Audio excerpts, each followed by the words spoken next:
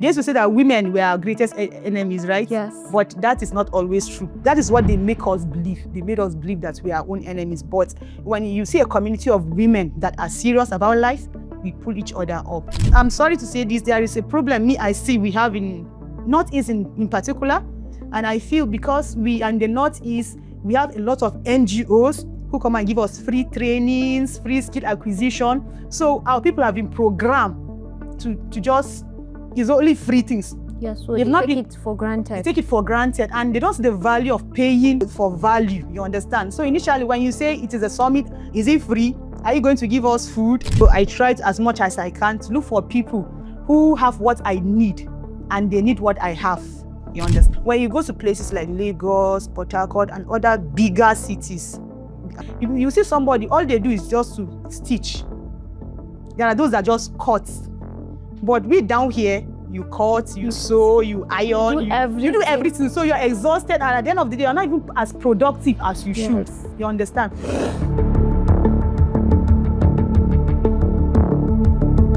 Hello everyone, welcome to another exciting episode of the Together We Notch podcast, where we explore stories, ideas, and conversations shaping innovation, creativity, and impact across Africa.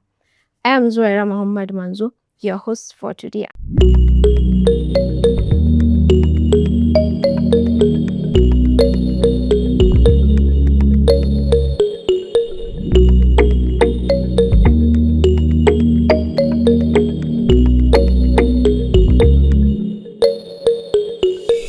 Today, we have an inspiring guest with us.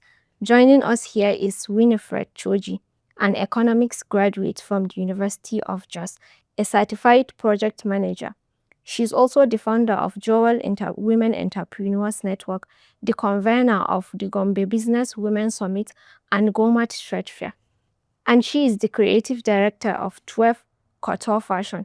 Winifred is a serial entrepreneur, a community builder, a wife, and a mother who is passionate about empowering women in businesses and building sustainable communities. Winifred, you are very welcome to the Together We Notch podcast. Thank you for having me. Can you tell us about your joining? Who is Winifred Choji, beyond the titles? Well, you said it already. Winifred is, first of all, a woman, a wife, a mother, and like you said, a community builder. Okay. What inspired you to start your entrepreneurial journey? Okay, my entrepreneurial journey in general was inspired out of dissatisfaction with my level as at then. I wanted more out of life. That is such an inspiring story. Let's talk about your work in building women-focused platform. What led you to found the Jos Women Entrepreneurship Network? Okay, when I moved to Gombe, 2015, sorry. Okay. Yeah, my husband was transferred here, so we came to Gombe. And as a businesswoman then, I was just starting up in business. Gombe was a new place for me. So I was looking for a community of women where I can, because I was just starting, so I needed guidance, I needed mentorship, and I couldn't find that as at that time. So it was out of that dissatisfaction that I said, why can't I start something? Why can't I create a platform for? Because I believe there were women like me, and there are still women like me then that will need, that were in a confused state. Of the community. Yes, that were in a confused state as I was then. How did the Gombe Business Women Summit and Gomart Tradefair came about? Okay, the Gombe Business Women Summit, we started in 2023. It was like a hangout. I made a call. I said, if you're a businesswoman in Gombe and you would love to meet and gist and network, let us meet. So surprisingly, about 35 to 37 women turned up. Yes, we met at the National Library here. So that was how it started. And for the Gomart Tradefair, I was dared. I would say like kind of dared by somebody I so much admire. I don't know if you know Nelly, Niger Branchy. Yes. I admire her very much. So I reached out to her on Instagram. I was like asking her, come down to Gombe and organize something like this for us now, because there were trade fairs, but then we needed something massive, Yes. because our women needed a platform. Then I was on her Instagram, I was on Facebook, she did not respond. Then one day she just dropped a post on Facebook, and it so happened I was the first to comment, and I still made a request. Then she was like, Mama, my sister, go and organize it yourself now. And I made a screenshot of that comment. And I said, Ma, you already have a platform, the following. I believe you coming out to Gombe will help our business women. Then trust people now on social media, they attack my comments. Waiting they Gombe. I beg, it's not just FTH, money no they Gombe. I say, oh wow. So I screenshot all those their comments, and now came to our WhatsApp group and now shared with them. I said, see what they are saying about us in Gombe. Then they now said, organize it for us now. 2014, I wanted to, but I didn't feel ready. We were not ready then, until last year, 2025, when we organized the first Gomart Tradefair. Okay. What impact has this platform had on women and small businesses in Gombe and beyond? Wow. Okay, from testimonies that we've had from the first edition, second, third, and this year, by the grace of God, we're hosting the fourth edition. We've had testimonies of women who got inspired and motivated. So for some, it was just the idea they had, but they didn't know how to go about it. But after attending the first edition, some of them second edition, they got the courage and the push to actually start something. And some of them move on to expand what they've already started. Some created and started collaborating. You understand? So it has been having a great impact on women. And for the few that we were able to give a little seed capital in 2024 to start their business. Some of them were already in businesses, but we just needed to boost what they were already doing. So, okay. What challenges have you faced building these initiatives? Okay, the major challenge is, some people will say it is funding, right? Yeah. But it is not funding actually, because once you get the people to see your vision, what you are trying to achieve, and they key into it, I think you've make your first major breakthrough. Because once somebody agrees or believe in what you are doing, they are willing to release themselves, their resources, their time, and come and be a part of what you are doing. So the initial challenge I had was people actually seeing what I'm trying to achieve, I'm trying to accomplish at the end of the day. It's not that the usual hangouts, the usual women thing, you understand? They used to say that trade fairs, usual trade fairs. They used to say that women were our greatest enemies, right? Yes. But that is not always true. That is what they make us believe. They made us believe that we are our own enemies. But when you see a community of women that are serious about life, we pull each other up. So the major challenge was to make them see, you understand, and for them to accept something new. I think, I'm sorry to say this, there is a problem I see we have in Northeast in particular.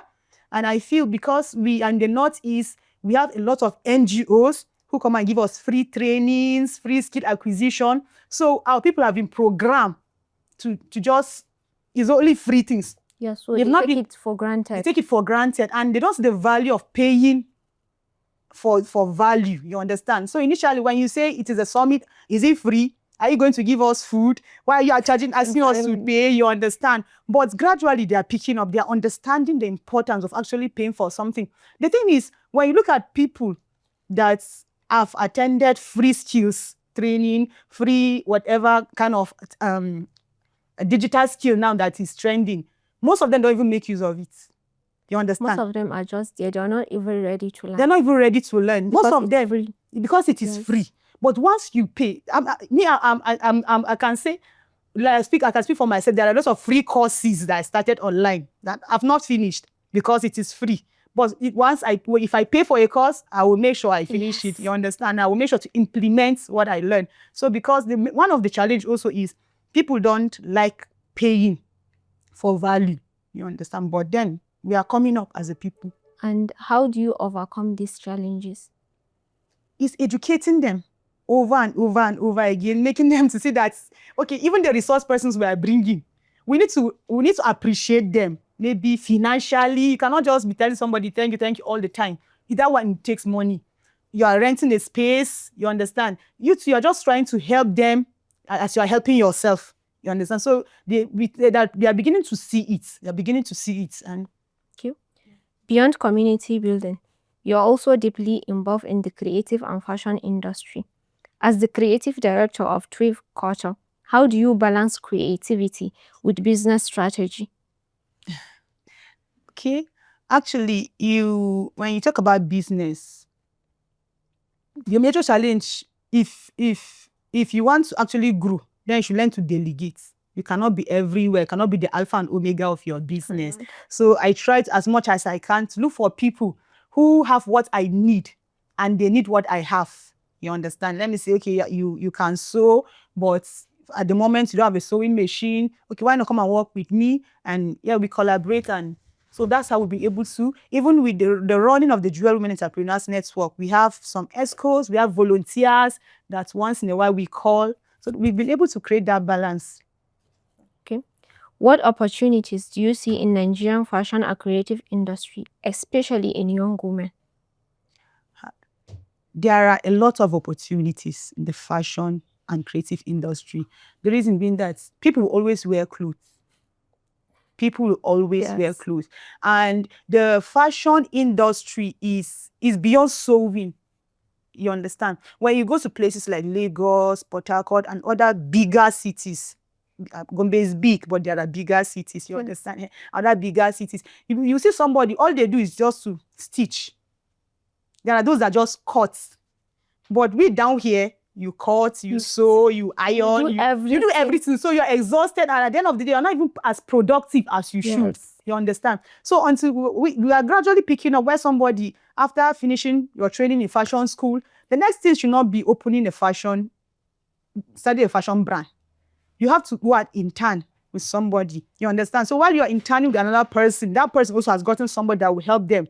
So until we come to that realization that I can just pick one niche in the fashion industry and focus on it, I will still make money. I can just say, okay, all I can do is maybe sketch or cut. All I can do is just to sew. In fact, you can even I want to just be ironing for you and you pay me. You understand? So there are lots of opportunities in the fashion industry. Okay. You wear many hats: entrepreneur, leader, wife, mother, and a woman of faith. How do you balance family life with entrepreneurship and leadership roles? Honestly, it's not easy. That is just the truth. It is not easy. But then when you have a passion, when you have a vision for something, but there's this trend that comes from where you don't even know. You understand? You just always be able to create a balance. You give your family 100%, give the business 100%, give the other enterprises 100%. You cannot give it 50-50 because it will not stand. It can be 80-20, it can be 7. It depends. So which one is not important that you give assign 20% to? When it comes to family, when it's time for family, every other thing stops. Yes, stops. You focus on the family. When it's time for business, every other thing stops. And then so that way you'll be able to create the balance. Actually, that's what I've been doing. Like, okay, I know I have a program ahead. I will now make my plan. I'll strategize. I say, okay, the children will we'll go on break by March or April. So my next event should be within this period so that even as they're preparing for exams, I will be there to like put them through, revise and other things. So far. What does women empowerment mean to you in practical terms? Women empowerment. Yes. Okay, I think for me, there is a misunderstanding about this term, women empowerment. Empowerment in general, the word empowerment is not just about giving them tangible things. You understand? When you empower the mind, when you change people's mindsets, I think with just a mindset shift, give them the right mind training, you understand, they'll be able to do anything. Because I can carry a sewing machine and say I've empowered you. I can even give you the skill. But when you don't see this sewing machine beyond sewing of riga, you understand, you will not go anywhere. When you see this machine, okay, with this machine, I know I can, if I put the right structures in place, I can be able to multiply this machine in a year. So that's you have a different mindset. Okay, those people that are doing it big, they're not deep, they don't have two heads. So I see to empower the mind first, to make people see what they carry. what they can To see the achieve, value. to see the value they carry first, you understand, before you even give them anything tangible. Because when you give somebody, that's why some people, you can give them 1 million naira. At the end of the day, they'll still come out with nothing. But when you empower the mind, even without the money, the person will know how to raise that money. So that's empowerment for me. So I know for the young women that will hear this, your joining is inspiring and relatable. What advice would you give to young women who would like to start business or build communities? Okay, the advice I will give somebody that is a woman especially who wants to start a business, first of all, don't consider profit. You understand? Don't consider profit. What exactly am I good at? What can I do? And what problem will it solve? When you're able to identify a problem, then you create a solution. Let me say, for instance, when I identified the problem of the absence of a community. There's no synergy among us. You understand? That's the problem. So what can I do to solve that problem? To solve that problem. And once you are able to identify the problem, you're able to come up with the solution, resources will follow. You understand? The resources, I know some people mostly will say it's capital. I don't have capital. Okay, let me say, for instance, you're a young woman, you want to start fabric business and you don't have money. We have big fabric vendors in the market. You understand? You can just enter.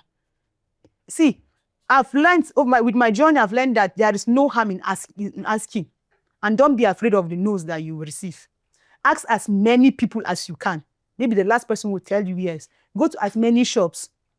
Give them all make them understand that they are safe with you, that you will not run away with their goods. I don't have money, I want to start ordering from Kano. Before you start from Kano, there is Gombe. Yes. There is Gombe market. Yes. Enter the Gombe market. Yeah. In fact, there are other women like you that are selling wrappers. Why not start with them? But you just want to start big. You can collect 1 or 2. When you sell, you go back. But we just want to start. There's nothing wrong in starting big, but I'm telling you, it is better to start small. It's better to start small because you will fail early, you will pick your correction, but when you start big, when you fall, man, it's going to be very massive, and to rise up again will be hard. Yes. So what's next for you and your initiatives? Say initiatives. Yes, tips, because there are many. So there are many. Okay, actually, for the Gombe Business Women Summit, even though the name is Gombe Business Women Summit, we have to grow. Yes. You understand? We are trying to cover the Northeast now to grow beyond Gombe. Massive. Yes. Gombe is like the market hub of the Northeast. Gombe is like the capital of Northeast. So now see what we are doing. We are progressing. Our women are like after the Gomart Tradefair. You understand? What I wanted Nelly to come and achieve for us here, we actually did it. Though it may not be in her capacity, what she would have done, but this is our first time. Yes. You understand? The turnout was very good. Yes. Yes, we did great. To the glory of God. So we want to see how we can bring in the other northern states. Them to come and see what we have in Gombe. They don't even know what we carry in this Gombe. You understand? They don't. So they don't know. Yes. So we want to see how we can make it a northeastern thing. Northeastern thing, not just a Gombe women thing. So we want to expand, enlarge our territory and see. Okay. That's good. So quick questions, just one answer. Tea or coffee? Coffee. Fashion or corporate wear? Corporate wear is part of fashion. I love free fashion, like free. Okay. Yes, I believe fashion doesn't have to be stressful. Yes. So you're a fashion designer yourself, so obviously. Yeah, so yes. Early morning or late night productivity? Late night. Late night. Okay, one word to describe your journey. Interesting. Very interesting. It actually is. Yes. Very interesting. Very interesting. Winifred, thank you very much for joining us and sharing your journey and insight. It has been an honor having you on the Together We Notch podcast. And to our listeners, thank you for tuning in. If you enjoyed this episode, don't forget to subscribe, like, and share these videos. Thank you so much for coming. Thank you for having me.